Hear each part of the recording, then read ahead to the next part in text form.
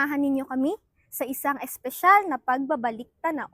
Isang pagsasariwa sa mga alaala na nagbigay saysay sa ating pananampalataya at nagpatibay sa ating pagkakaisa bilang sambayanan.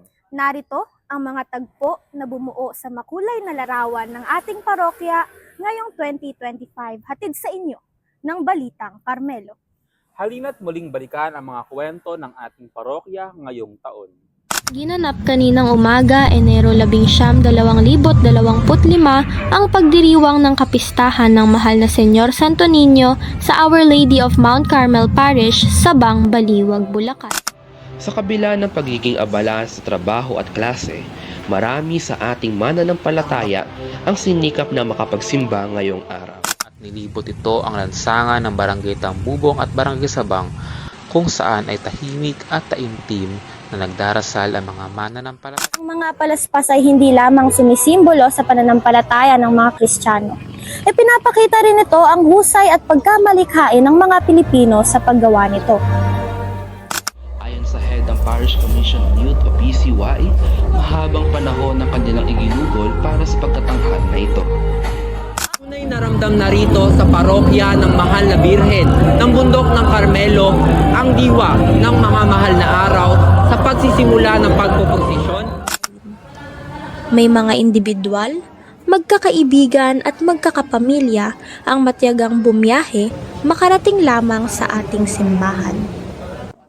Ang Biyernes Santo ay tanda ng pagsasakripisyo ng ating Panginoong Hesukristo para sa ating mga tao.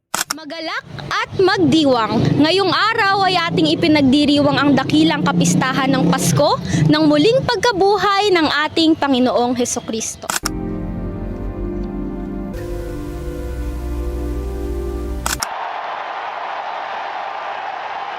Tunghayan ng paghahandog ng bulaklak sa Virgen de las Flores ng mga mananampalataya, mga sagala at ng Hermanas Mayor. Tunghayan ng paghahandog. Pasado alas 10 ng umaga nang dumating sa ating parokya ang Pilgrim Icon. Naging magiliw ang pagsalubong sa Pilgrim Icon na pinangunahan. Hindi nagpatinag sa buhos ng ulan ang lakas ng pananampalataya ng Sambayan ng Carmelo sa pagkasagawa ng opening salvo nitong Sabado, 5 ng Hulyo. Isang misa mayor ng kapistahan. Ito ay pinangunahan ni Padre Ibarra Mercado, nagsilbing ikalawang kura paroko ng ating parokya.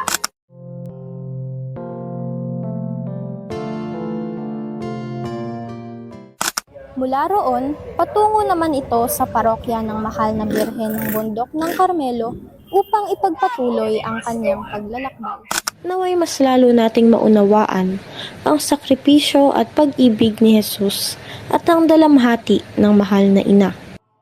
Sa bawat hamon ng buhay, yakapin natin ang krus at damhin ang hapis bilang tanda ng ating pananampalataya. Kalalakihan at mga pari, relihiyoso at seminarista.